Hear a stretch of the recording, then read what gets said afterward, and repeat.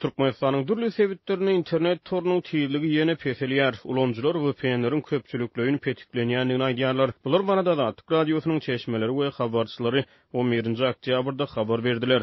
Ýurduň ähli welayatlaryna internetiň tiyirligi peseliyar.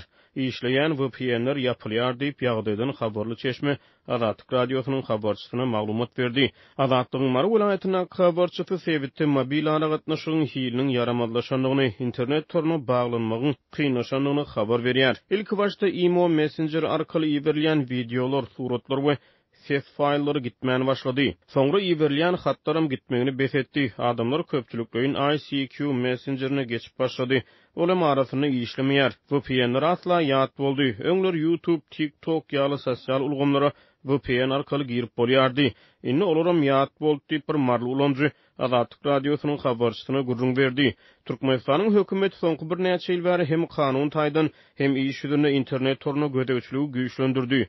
2014-nji ýylda Türkmenistanyň internet torunyň ösüşini we internet hyzmatlaryny etmegi hukuk taýdan düzgünleşdirmek hakyna kanun kabul edildi. Şeýle-de döwlet medeniýetyne görä Türkmenistanyň 2021-nji ýylda kiber howpsuzlyk hakyna kanun kabul edildi. Türkmen medeniýeti ýurdun kiber howpsuzlyk kanunyna strategik taýdan möhüm puwduklarda maglumat tüzüminiň howpsuzlygyny üpjün etmegiň tertibiniň we aýratynlyklarynyň kesgitlenýändigini aýdýar. Türkmenistana kanunçylyk namalaryny çap edýän Adalet Ministrliginiň hukuk maglumatlar merkezi kiber howpsuzlyk hakyna kanuny heniz çap etmedi.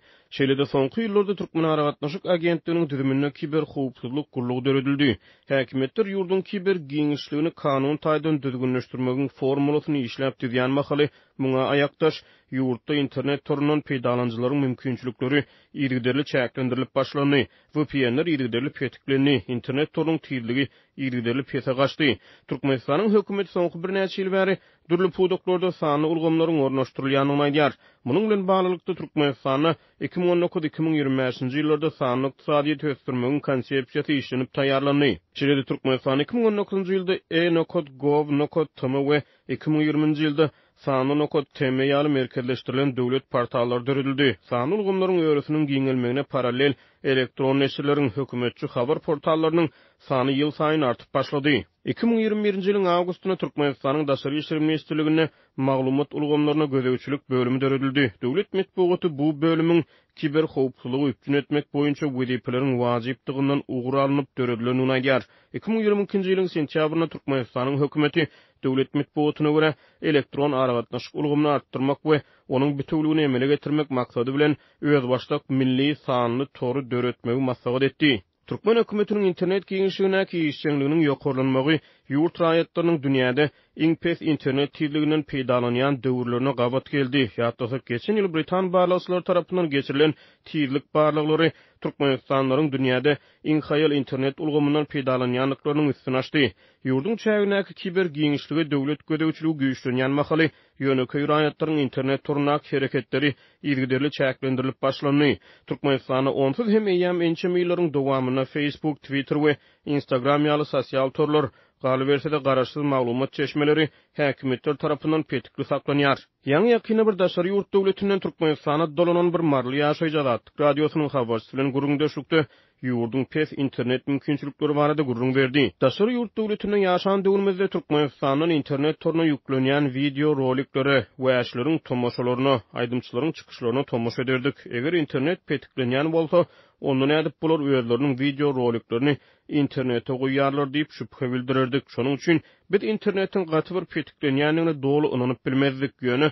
Anha ýurda dolanan soň biz barlada göz ýetirdik. Biz daşary ýurtlarda ýaşan döwürlerimizde isleýän wagtymyz, isleýän ýerimizden arkaýyn internet toruna baglanyp bilýärdik. Hatda internetsiz günümiz geçmedi. Ýöne bärik Türkmenistana gelip gadymy döwre düşünýäli boldyk diýip ýaňy ýakyna ýurda dolanan bir marly ýaşaýjy Türkmenistana barandan soň özüni hamaly gadym döwlere syýahat edinýäli duýanlygyny gurrun berdi. Garaşly Türkmen hökümetiniň 100 neşir 10-njy oktýabrda öz çeşmelerine salgylan Türkmenistana dünýäde bar bolan 32 bitlik IP salgylarynyň 3-den 1 böleginiň tas 1,12 milliard töweregi IP salgysynyň petiklenendigini habar berdi. Dünýäde internet toruna baglanýan her bir akylly enjam, şeýle-de her bir web sahypasy internet protokolu adlandyrylýan IP salgylaryna eýe bolýar.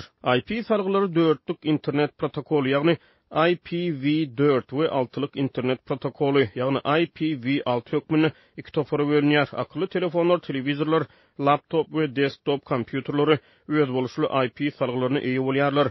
Tilsima tünelmeler dünýäde 4,13 milyar töweregi IPv4 salgysynyň bardygyny aýdýarlar.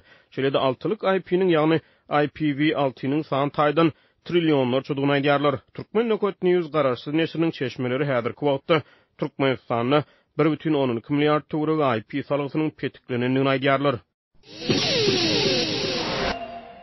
Türkmenistanyň Türkiýe ugru boýunça dowamy uçuratmaglaryny ýoly goýmagy bilen 2 ýyldan hem aşy wagt bäri ýurduny dolanyp bilmeýän türkmenistanlylar watanyny aşmak mümkinçiligine eýe boldular.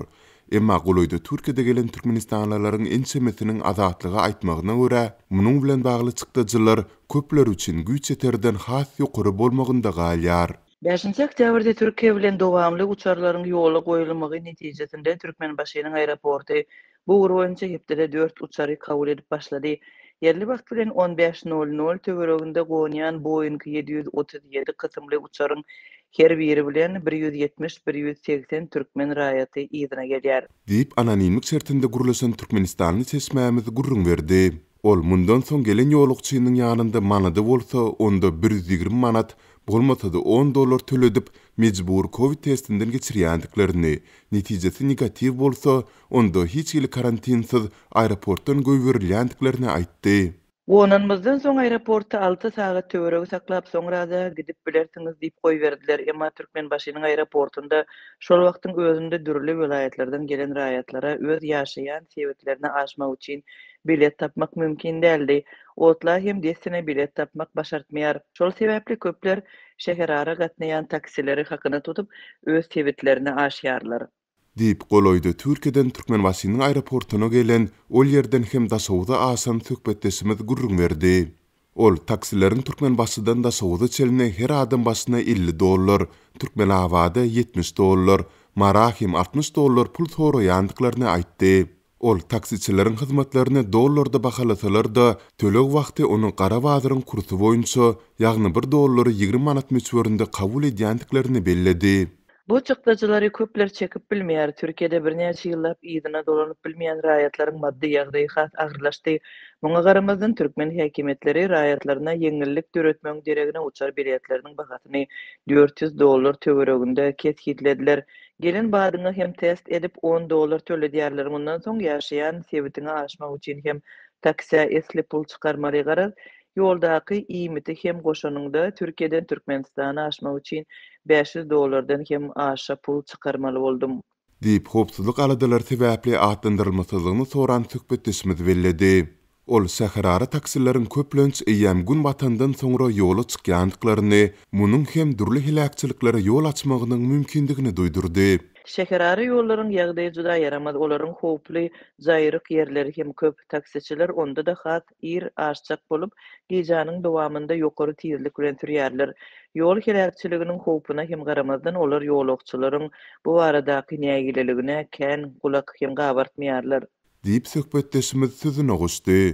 Şol bir wagtda Türkmenistandaky çeşmämiz artdyrylan halkara uçuşlarynyň arasynda indi uçurlary diňe bir Lewabyň ýa Balkanyň aeroportlary däl, eýse Aşgabatyň howa menziliniň hem kabul edip başlandygyny aýtdy. Türkmenistan halkara uçuratmaglaryny koronavirus pandemiýasynyň arasynda 2020-nji ýylyň martynda toktatyp başlapdy. Türkmenistanyň çäginde Covid-iň ýokdugyny öňe sürýän türkmen häkimetläriniň bu karar netijesinde şeýle-de mundan soň raýatlaryny watanyny dolamak ugrunda ýeterlik tagalla etmäändigi sebäpli daşary ýurtlarda, hususan da Türkiýede müňlerçe Türkmenistanly agyr şertlerde galmaly bolupdy. Bu ýagdaýlara duçar bolanlaryň azatlygy gurrun bermegine görä Türkmen hökümetiniň Türkiýe gurunan sany charter uçurlaryna münmek üçin düzülýän sanawlary goşulmak ýyşy aýlara çekip bilýärdi. Şeýle-de munyň üçin türkmen emeldarlarynyň pary soraýan halatlary hem sirek däldi. Türkmenistan şu ýylyň may aýynyň aýagyndan başlap käbir dowamly halkara uçuratmaglaryny ýola goýup başlady. Şuňky gün Türkmenistan aviakompaniýasy Dubay, Kazan, Moskwa, Frankfurt, Minsk, galy berse-de Istanbul şäherlerine ýygyderli uçuratmaglaryny amala aşyrýar. Türkmen hökümetiniň has köp Türkmenistanynyň toplanandygy aýdylýan Türkiýe ugru boýunça dowamly uçuratmaglaryny ýola goýmagy Ankara'nın, Aşgabat'ın haýsy tasynda Türkmenistanlılar üçin ozaldan bar bolan 30 günlük vizasy tiýahat düzgününi ýatyryp, täze viza talaplaryny ornaşdyrmagynyň ýygynyna gabat geldi. Sinçiler we aktivistler Türkmenistanyň bu ädimini öz raýatlarynyň halkara hereketini mundan beýlekde çäklendirmek tinansygy bilen baglanşdyrýarlar.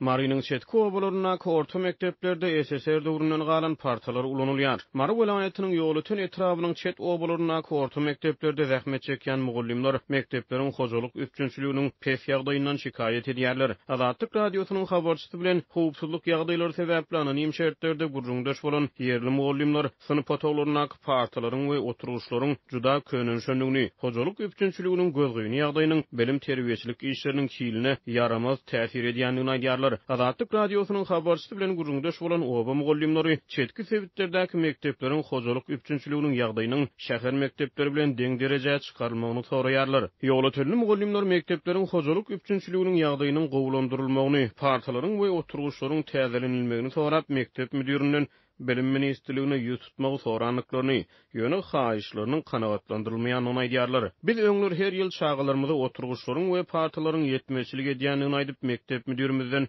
bu mesele boýunça bilim ministrligine haýyş bilen ýüz tutmagy soraýardyk. Emma 2 ýyl bäri mektep müdirine şeýle haýyş bilen ýüz tutmagy bes etdik, sebäbi haýyşlarymyz kanagatlandyrylmaýar diýip mektep mugallimleri Azatlyk radiosynyň habarçysyna gurrun berýärler. Çetki obalaryň mugallimleri şäher we oba mektepleriniň hojalyk üpçünçiligine deň derejede garalmaýanyny aýdýarlar. Şeýle-de ýerli mugallimler parta we oturguç üpçünçiligi bilen bagly meseleler boýunça mektep müdiriniň edilýän haýyşlaryň netijesiz tamamlanmagynyň özlerini lap keçirýändigini aýdýarlar. Synyp otaglaryna serenjam bermek üçin her ýyl boýag çalýarys mekteplerdäki partalaryň we oturguçlaryň SSR döwründen galan ona meniň özüm şaýat diýip bir marly mugallim howpsuzlyk ýagdaýlary sebäpli atlandyrylmalyk şerti bilen Azatlyk radiosynyň habarçysyna gurrun berdi.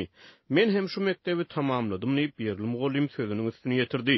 Türkmenistanyň çetki sebitlerine ýerleşen orta mekteplerde parta we oturguç ýetmeçiligi dowam edýän mahaly döwlet ýetmeçiligindäki köpçüliklerini habar berişleri işleri we hökümetçi neşirler Türkmenistanyň öndürilip daşary ýurtlara eksport edilýän partalar we oturguçlar barada habar berýärler. Ata Watan Türkmenistan neşri Watan gazetine salgylanyp awgust aýyna Gazawstanyň Almaty şäherine ýerleşen 720 orunlyk bir döwre bap orta mektebiň Türkmenistanyň öndürilen partalar bilen üpçün edilendigini habar berdi. Habarda aýdylmagyna görä ýerli bir mebel kärhanasy şu ýyl Türkmenistanyň bilim ministrliginiň buýrmasy boýunça 10.000 sany party we 20.000 sany oturguç taýýarlapdyr. Döwlet medeniýeti we hökümetçi neşirler ýurdun çet sebitlerine ýerleşen orta mektepleriň party we oturguç ýetmeçiligini agdamaýarlar. Azatlyk radiosynyň habarçysy bilen gurrundaş bolýan oba mugallimleri wagtly şäher mektepleriniň könüşen mebelleriniň şol sany partalaryň we oturguçlaryň oba mekdeplerine iberilýändigini aýdýarlar. Çetki etraplaryň orta mekteplerine çağalar hem beýlek çağalar ýaly